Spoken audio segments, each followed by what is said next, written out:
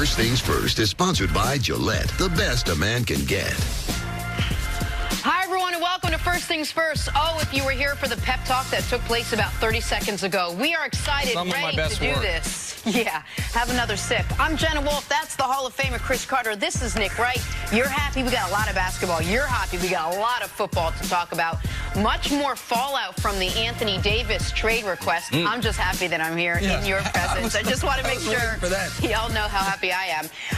That trade request affects the Lakers. It affects the Knicks. It affects the Celtics. But we are going to start with a big game coming up this Sunday. It is called the Super Bowl. Super Bowl Media Night, pretty much a free-for-all for anyone credentialed and anyone holding a microphone. If you've been there, you know what I'm talking about. Every player will be asked everything imaginable. Yesterday, the Rams and Patriots were introduced to the media ahead of Super Bowl 53. And it was Nickel Roby-Coleman who made the biggest news earlier in the day with his comments about Tom Brady. Coleman said this about arguably the greatest quarterback of all time. Age has definitely taken a toll. For him to still be doing it, that's a great compliment for him, but I think that he's definitely not the same quarterback he was. Now, Coleman backtracked a bit when asked about his comments on opening night. Tom Brady's a great quarterback. I wasn't trying to say nothing bad about him. I respect him as the GOAT. He is the legend, and I think words just got misconstrued. I'm not taking nothing away from his game. I can't take nothing away from his game. This is my first appearance. He's been in this place many of times, in this position many of times. So I'm not going to make a big deal out of this situation. Like I said, words got taken out of context. I respect him, and we're going to go out there on Sunday and we're going to play football. You know how you interpret what Roby-Coleman said? Walking it back. Walking it back just a little bit. All right, Cece, should the Rams be giving Tom Brady bulletin board material ahead of the Super Bowl, given the chip he already seemingly is carrying with him into this game? Well, I mean, I don't think it's bulletin board material. There's a lot of things that transpire during the game. Guys are going to say words to you during the game. So you don't get to the Super Bowl looking for extra motivation. So for me, Tom Brady, the reality, he is 41. He's not as good as he was before. So it wasn't like he made up something. If Tom Brady goes out there, the guy that's participating in the Super Bowl more than anyone else, looking for one little thing to motivate him? No. You know what, Tom Brady, the biggest motivation he's got? He's trying not to leave Atlanta after his 9th Super Bowl appearance being 5-4. That's the biggest thing. He ain't got time to be worrying about anybody trash talking. He ain't got time to be worrying about all this other stuff that have nothing to do with is he going to be able to win the game. No one has more experience than him. No one has more experience in situations like this.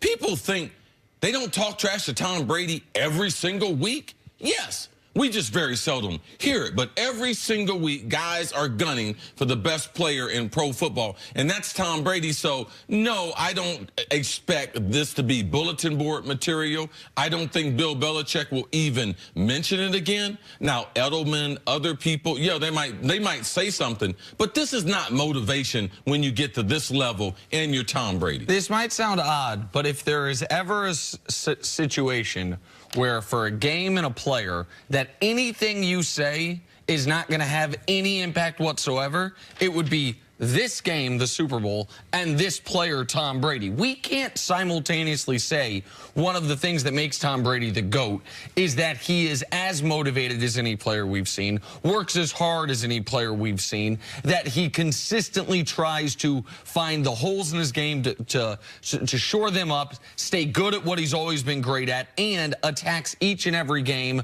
each and every season like it could be his last, even though he wants to play till he's 45.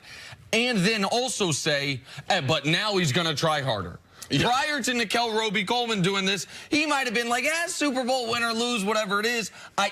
I don't, if this were a regular season game, we saw during the undefeated season, when the Pats, I think probably at times, I don't think they had a lack of motivation. It was right after the Spygate scandal and they were trying to stick it to people, but maybe they had midway through the season thought, you know what, we're better than everyone, we're going to be in it at the end of the year. They were trying to destroy people. They were trying to send a message. That was a season of sending messages. Sure, but even in that year when Anthony Davis popped off at the Anthony Smith, pardon me, the Steelers safety popped off, they made a special point. Oh, okay, we're going to beat you by 30 anyway. We might as well try to embarrass you as well, kind of motivation within the year. But for the Super Bowl, I've never truly believed in bulletin board material for a Super Bowl. I remember when Michigan played Ohio State, and it was 1-2 over a decade ago, and Bo Schembechler passed away a few days before the game. Do you remember that? Yes. And there was this narrative like, oh my goodness, the Michigan players are going to be so. And I remember thinking, it's their rival. The winner goes to the championship game. Like, you need additional extra motivation to get you there. To me, this is in the same bucket. Brady's going to be operating at peak motivation level, no matter what Nickel Roby-Coleman said. Now, he will know where he is, because he plays a significant role in what they're trying to do defensively. It's no different than Kansas City. When they were in clutch situations outside of throwing to Gronk outside on a slant, where'd they throw the ball? They threw the ball in the slot where the nickelback's going to be. So he knows who he is. He's going to go against them. He doesn't need any motivation in thinking about, oh, this guy's guarding Edelman right now. I'm going to hold the ball and give up another sack when Aaron Donald and Ndamukong Suh, they got bad intentions. So to think that he's going to be able to do something about this, no. Because if he holds the ball and gets off of his game, it leads into the Rams and the Rams being successful. I don't know if it's going to affect how he approaches the game and the X's and O's, but there's this sense, and you have to agree that there's this sense he's collecting a lot of these interviews, a lot of this negativity, a lot of this doubt that has been sort of amassed over the course of the season, and he seems to let it go at certain interviews at certain times. So do I think he heard it? Yes. Do I think it is helping to motivate him? Yes. Do I think it's going to change his approach to the game? Well, that I would agree with you and say no. He heard it. As athletes, we hear everything, but it doesn't motivate you. When you get to a certain height, that's not stuff that you get up in the morning, you're already motivated. We can't think that Tom Brady, everything that we've heard and read about him, taking care of his body, this season was a struggle for him.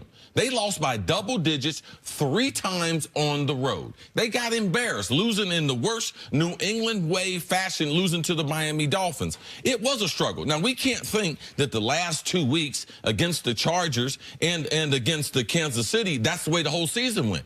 No, it wasn't. Tom Brady is focused, and he's got to be, because at this age, he doesn't have the skill or the concentration to be able to say, you know something, I've done this before. This is the most important game of Tom Brady's life. Last Super Bowl he was in, Nick, didn't he lose? They lost. Didn't he not fumble the ball late in the game? It was a strip fumble late. Yeah, so you think that motivation of trying to redeem the last year's game is bigger motivation than anything else? Well, Jenna, to your point, what I do think is this. If they win, you're going to have some clip of him running this quote back to Julian Edelman or one of his buddies saying, oh, you know what I mean? Not the player I once was, right? So it's stored in there. The point I think C and I are making is that is something that he might fire back in the glory of winning. But in real time. But it doesn't affect him. It doesn't affect his preparation. It's impossible. It's impossible to be in your brain in real time. You have all these other things peripheral-wise, but Michael Jordan, in his Hall of Fame speech, he mentioned a lot of stuff. But when he was getting ready to break down Russell, you think he was thinking, right. It's not there. And when you have a bye week before the Super Bowl, these are the kind of things that are more time filler than real things as far as the competition. All right, we'll talk more about this. Eric Mangini is going to stop by to chat with us. But coming up, big news out of the NBA. We're still talking about it. Should the Lakers throw in Lonzo, Kuzma, and Ingram for Anthony Davis? That's next on First Things First.